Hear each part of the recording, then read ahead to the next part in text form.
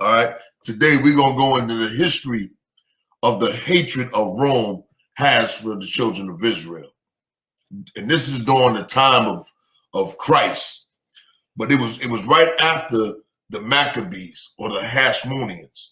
All right, we're gonna go into the first book of Maccabees first, and we're gonna show you how Rome got really invited because the Israelites, or I should say, the Maccabees, started to fall a little weak.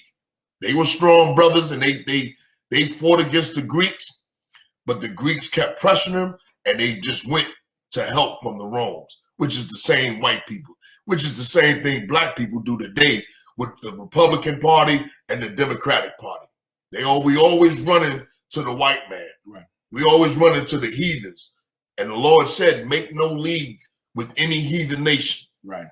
Go ahead. Okay. First Maccabees chapter 8 and verse 1. Start at 1, right? Yeah, that's fine. Now Judas had heard of the fame of the Romans, that they were mighty and valiant men, and such as would lovingly accept all that joined themselves unto them. Right. So the Romans, they started coming up in the earth after the Greek Empire. Right. The Greek Empire was starting to get weak, and Judas heard about these Romans, and what he knew about the Romans was you can get the Romans to become a confederate under the Romans, and the Romans would fight with you. Right. Read on. And make a league of amity with all that came unto them. Right. Anybody that came up to Rome, and you can make a league, and he'll be like, come on, we'll accept you, we'll protect you, as long as you fight in our wars. Right. Same thing what the mafia do when they take your business over. They'll invite you, I got you, don't worry about it, I'm gonna protect your business. The next thing you know, they have taken, override or overtook your business. Right. Well, the Romans was just the same thing. Just like America too. Just like America. Fight for them. When you invite America, they coming in, just the white man in general. Right. You go seek his help, he's stealing everything, and then he gonna control your whole nation, and he gonna corrupt your whole nation. And that they were men of great valor. It was told him also of their wars. Right. The Romans was blessed with that sword too, just like the Greeks. Go ahead. And noble acts which they had done among the Galatians, and how they had conquered them and brought them under tribute. Right. He heard about them beating the Greeks. Go ahead. And what they had done in the country of Spain. And in Spain, because the Roman Empire started to stretch out. Right. Go ahead. For the winning of the mines of silver and gold, which is there, and that by their policy and patience they had conquered all the place, though it were very far from them, and the kings also that came against them from the uttermost part of the earth, till they had discomfited them and given them a great overthrow. Right. So that the rest did give them tribute every year. Right. They had to pay tribute to Rome.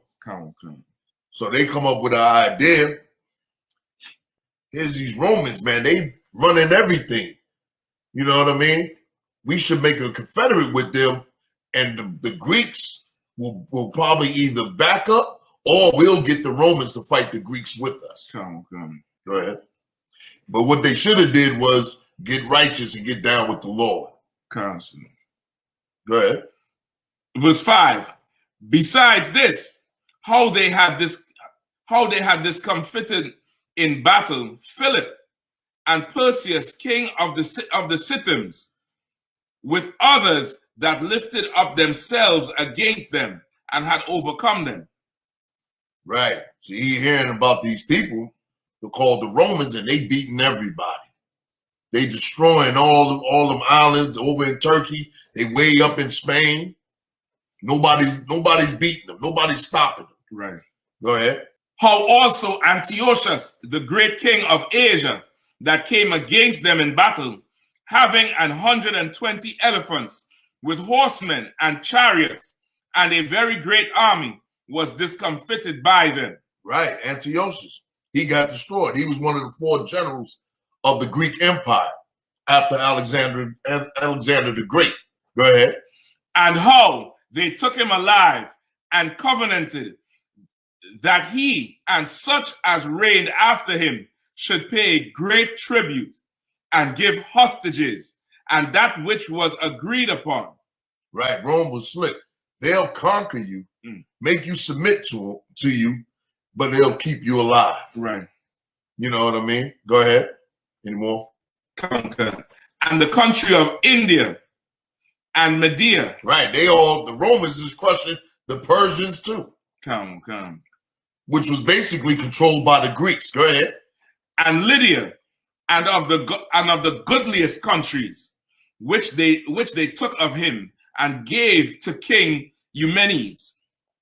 Moreover, how the Grecians had determined to come and destroy them, and that they, having knowledge thereof, sent against them a certain captain, and fighting with them slew many of them, and carried away captives their wives and their children, and spoiled them, and took possession of their lands, and pulled down their strongholds, and brought them to be their servants unto this day. Okay. You keep going? No, we good with that. So they come up with a plan to join unto the Romans. Right. You can go into this book now. This is the Zealot, the same book from last time I was doing the show, Let a Hebrew Speak. Heavy book, you know. Some of it has a lot of information on the history. And anything that sounds wrong, you go research it and you can correct it through the scriptures. You know what I mean? But it's not off. All right. It's not totally off. It's a lot of history. All right. Give me page 15. Page 15 of the Zealot's book. Hole in the corner. What most puzzled Rome about the Jews was not their unfamiliar rites or their strict devotion to their laws, but rather what the Romans considered to be their unfathomable sense of superiority. Right. Yeah. So the Romans was like, yo, who the hell are these people calling themselves the chosen people on the face of the earth? Like, yo, they need our help. How could they be the chosen and they still gonna call themselves the chosen people? Come on. You know what I mean? Come on. And believe it, most of the white people and the other nations that know who we are, they kind of look at us the same damn way. Yeah. Today. Yeah. All these people, they know that we the Israelites. The whole thing buzzing now in America is these Israelites. Right, come on. I don't care what group, what religion, what race, you know about the Hebrew Israelites. Because we out there in them corners. Constant. And I ain't talking about you Negroes that be online thinking you're doing something. Right. Go ahead. If I could too. Go ahead. Like just like how they say in America, they look at us because we oppress and poor, but we still have that spirit of we try to make everything look good and be clean and still live a certain way. Right. But they look at us like that's like the term this uppity nigga. Yeah. Yeah. You know, who you think you are? Who you think you are talking to us like this? Or who you think you is being like we supposed to grovel like how the heathens grovel. Right. Like how, you know, the Chinese, the East Indian, they Africans, the Africans, you know what I mean? They matter of fact, the heathens is more house niggas than anybody. Right. Yeah. By the way they act to the white man. Mm-hmm. And they don't like him. Right. They don't like him. They hate him. But they go up there and they, you know, bow down and yes, sir, and talk nice about him. Mm-hmm. But Negroes, there's like, you too proud. You need to know your place. Mm-hmm. That's what it is. Exactly. Come on. An unfathomable sense of superiority. They don't like that shit at all. They like the audacity. Nah, they don't like these Israelites. Even though I don't know if it's so recently the NBA, Kyrie Irving said that to change the symbol. The Kobe Bryant symbol. Right. Then white boys say, well, they didn't say no outright. They say, well, now is not the time to do something like that. They're trying to pass it off, but it's true. Like, nobody knew who that white boy is on the front. Right. Nobody knows yet. You got to know. And he said, I don't give a damn who don't like you. He said something real arrogant at the end. It's down there like, you know, we superior, but they don't like that. And the bad thing is that he's one of the top 5 players in the NBA. Exactly. He risking it. He risking it on going out there. Yeah. Come on. Yeah. Read on right here or go back to yeah, keep reading because it goes a little bit more. No stress. The notion that an insignificant Semitic tribe, God damn, like some little nigga from somewhere, golly, called us insignificant, and that's what the Romans all thought of us. Right. The notion that an insignificant Semitic tribe residing in a distant corner of the mighty Roman Empire demanded. You see that? Of the mighty Roman Empire. Like Esau is proud and he don't want to see anybody more prouder than him. That's it. But we have our God, and that's what makes us the children of Israel. We can boast of our power. Go ahead. Demanded and indeed received special treatment from the emperor was, for many Romans, simply incomprehensible. How dare they consider their God to be the sole God in the universe? And that stuck with the Romans the entire time dealing with us. Like when they dealt with us, they always knew about this God that we worship. Right. Like their God is supposed to be, better than like our gods are not real. Right. But they asking us for help. Damn. Yo. I gotta copy this book here. This is Esau right here, boy. God. Go ahead. It said, how dare they keep themselves separate from all other nations? And we were strict with it. And that just goes to show you how these other groups and these other religions is trying to bring everybody in. It's not our culture. That ain't never been our culture. And it don't help us. Nah. And the Lord told us it won't help us because he said that they'll get very high over us. Yeah. You know what I mean? Go ahead. God damn. Who do these backward and superstitious tribesmen think they are? God damn. Is that not Esau? Yeah. That's America all day. Yeah. That's the European all day today.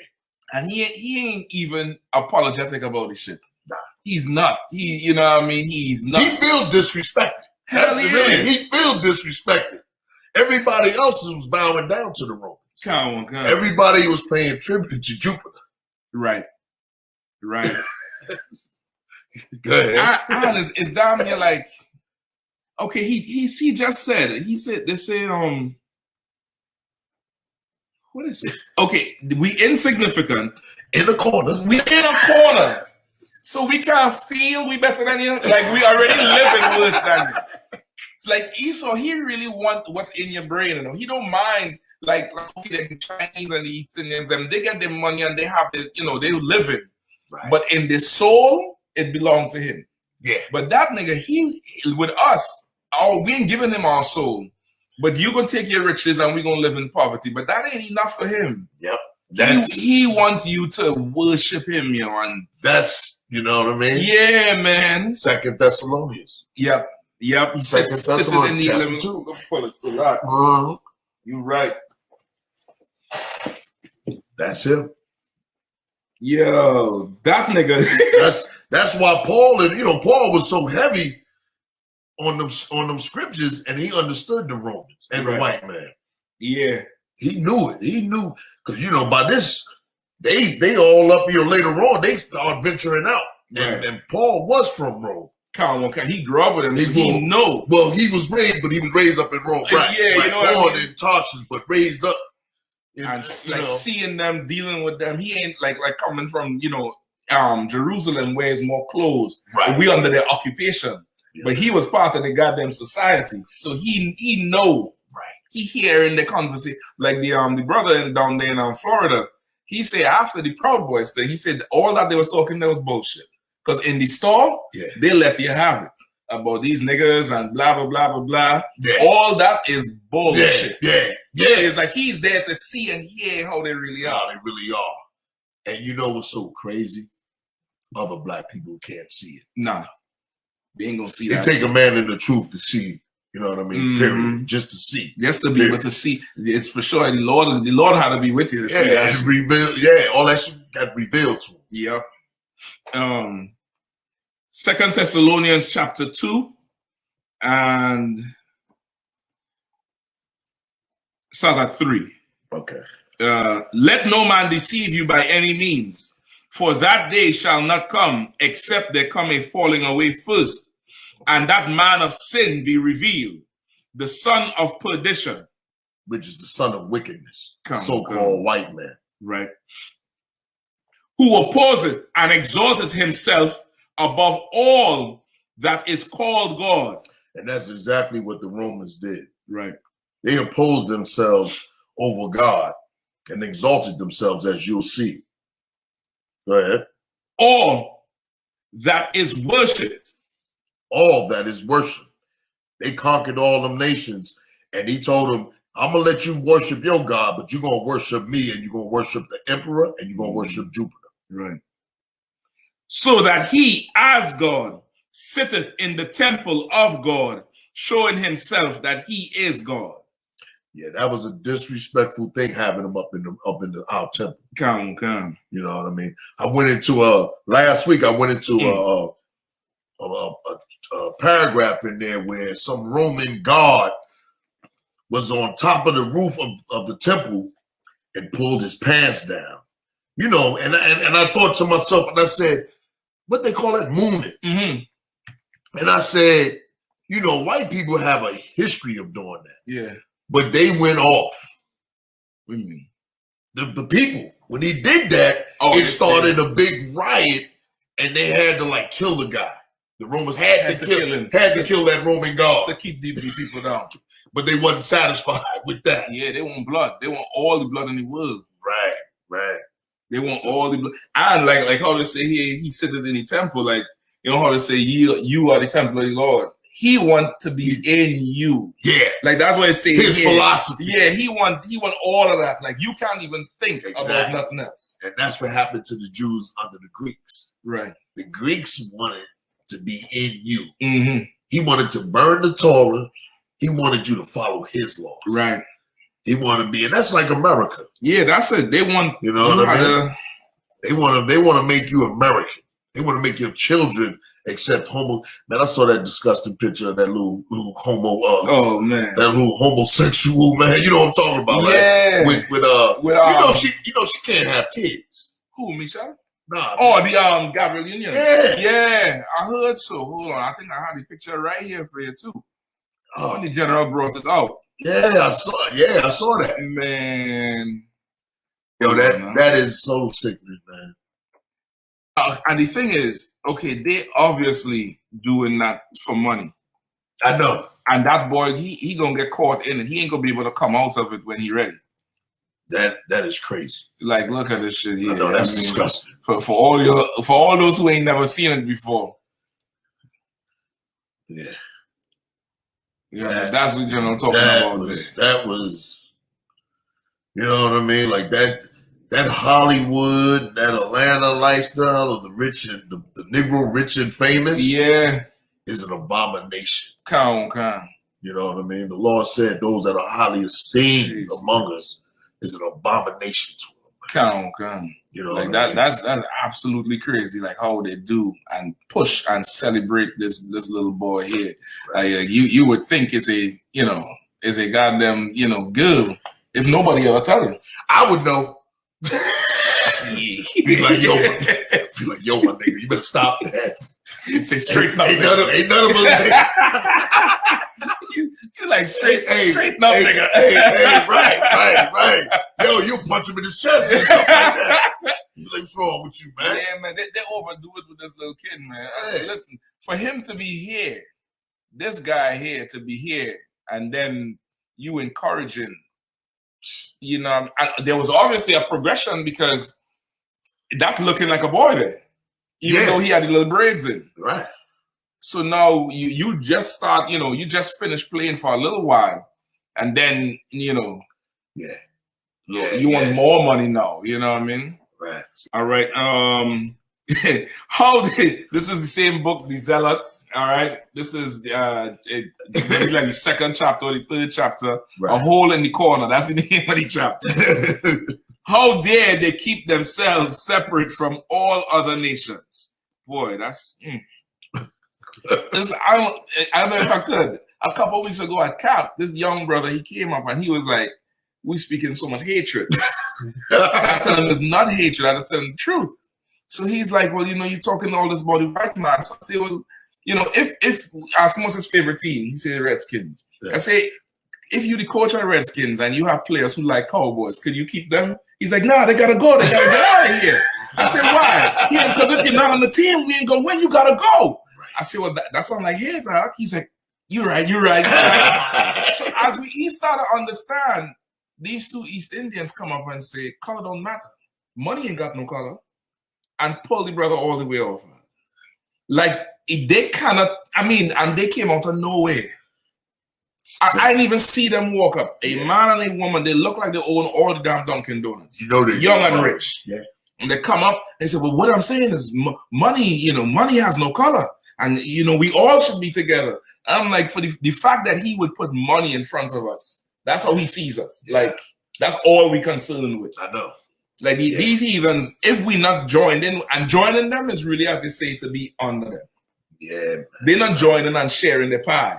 Exactly. You know what I mean? And money is not saving us. Money ain't helping us. One, we ain't getting that much money. Mm-hmm. You know what I mean? So money is obviously useless to us. You know what I mean? Come. And I would have. Man, listen, I went off. So that's why I don't blame you, man. I don't blame you. That's why I give it time. I'm coming back out there. I love that battle. I'm serious, man. That's a lot. We'd have to take turns. Yeah, I think I'm trying to every bit of steak. Listen, I'm coming back. That's how the blaze in the house here. It's a lot here. You did right. And listen, and then an older brother came up and told the young man, he said, you missed the whole point. Right. You didn't listen to what they're saying. They don't love you. Right. You know what I mean? Right.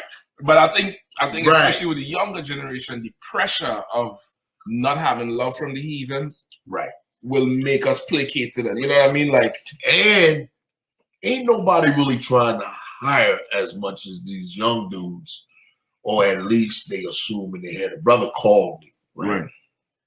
And evidently, he called me Saturday. Come. So he was out there listening. Could have been the same dude. It could be.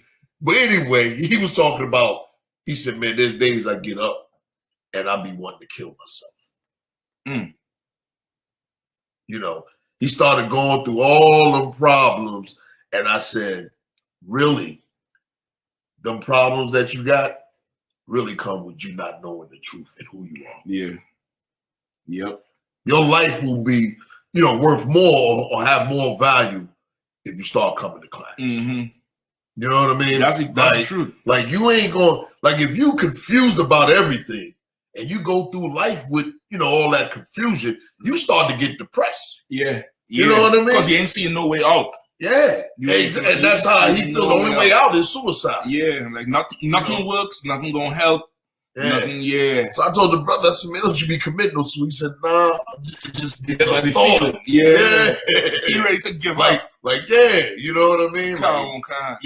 It's crazy. It's crazy, man. But we keep pushing forward. Saving lives. And thanks be to God that Commander General YAHANNA kept us alive. That's right. Straight up. That's right. I wouldn't be here. Hell, shit, me too. I'm in somewhere watching you all on TV, somewhere in some carnival or some kind of nonsense, looking at who the hell is these niggas here? And I've been saying this shit. Yeah. What is it? Who are these insignificant? Why don't they get a job? I know, right? Nah, I'm trying to tell you, boy. It wasn't for the U.P.K, boy. It would have been bad out here, man. Man, I tell you.